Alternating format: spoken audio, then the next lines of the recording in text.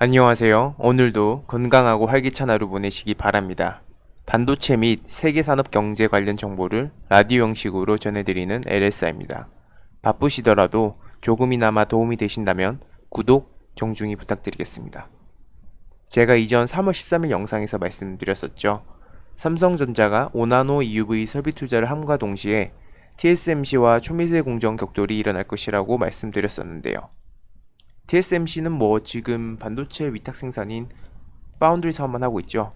삼성전자가 EUV를 파운드리뿐만이 아닌 메모리 반도체 공정에도 적용을 시킴으로써 종합 반도체로서 1위로 우뚝 서기 위한 발걸음을 딛고 있습니다. 정말 대단합니다.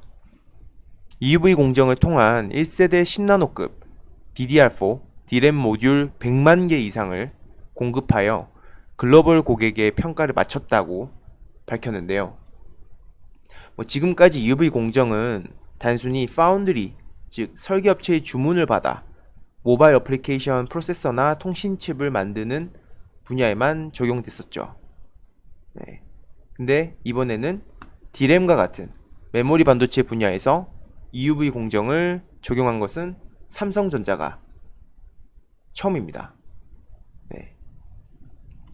왜 이제 D램에서는 사용하지 못했고 파운드리에서만 사용을 했는지에 대해서 좀 간단히 설명을 드리자면요.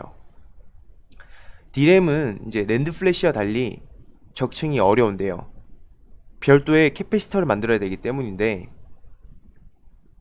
회로 선폭을 줄여 성능 및 효율을 높일 수밖에 없는 구조로서 회로의 물리적 거리가 가까워지게 되면 여러 가지 이점이 생기는데요. 공정이 미세화가 진행될수록 EUV 도입이 필수인 이유죠. 하지만 D램은 앞서 말씀드린 낸드 플래시보다 적층이 어렵기 때문에 EUV를 이용해서 생산하기에는 다소 많은 어려움이 있었습니다. 이 EUV 노광 기술을 적용하게 되면 반도체 원료인 웨이퍼에 회로를 반복해 새기는 작업을 줄일 수 있는 데다 회로의 정확도를 높여 제품의 성능과 수율을 향상시킬 수 있고 제품의 개발 기간도 줄어들게 되는데요. 삼성전자가 이번에 EUV 공정으로 만들어 평가를 마친 1세대 10나노급 D램은 일종의 파일럿, 즉 시험 생산 개념입니다. 삼성전자는 현재 EUV 공정으로 14나노 초반대 4세대 10나노급 D램 양산하는 기술을 개발하고 있죠. EUV 공정을 적용한 4세대 D램은 내년부터 양산할 계획이라고 합니다. 이들 제품은 서버와 스마트폰용 D램으로 보통 쓰이게 되는데 EUV를 이용해 만든 4세대 10나노급 D램은 1세대 D램보다도 12인치 웨이퍼당 생산량을 무려 2배 정도 2배가량 높일 수 있죠. 정말 대단하죠. 네. 삼성전자는 또 선행 개발 중인 5세대, 6세대 D램에도 EUV 공정을 확대 적용한다는 계획을 가지고 있다고 합니다. 10나노대 D램은 공정에 따라서 1세대, 2세대, 3세대, 4세대 등으로 나뉘며 뒷세대로 갈수록 전력 소모가 적고 생산성이 높아지게 되는 거죠.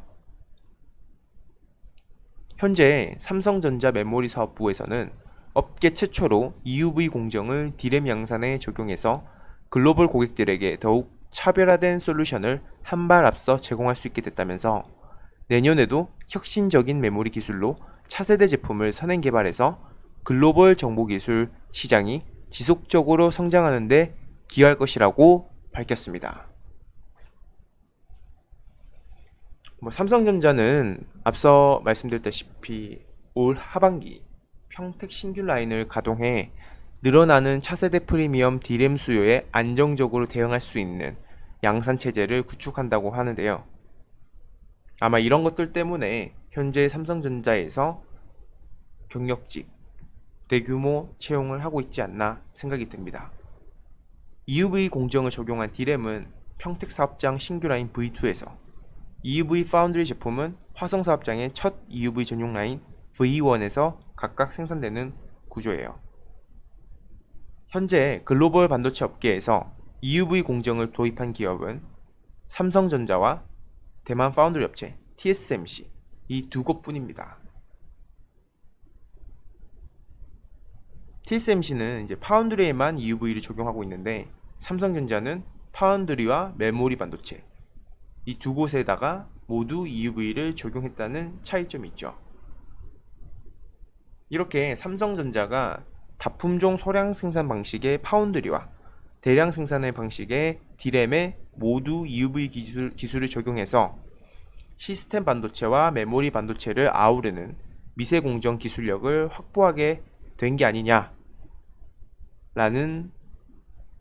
의견이 있습니다. 왜 삼성전자가 현재 대규모 경력직 채용을 하고 있는지 여실히 보여주는 어떤 사건이 아닌가 라는 생각이 드네요. 정말 대한민국 자랑스럽습니다. 이렇게 어려운 기술을 잘 적용시켜서 양산으로까지 발전할 수 있는 기술력을 확보하고 있다는 게 정말 놀랍네요. 이상으로 라디오 마치도록 하겠습니다. 감사합니다.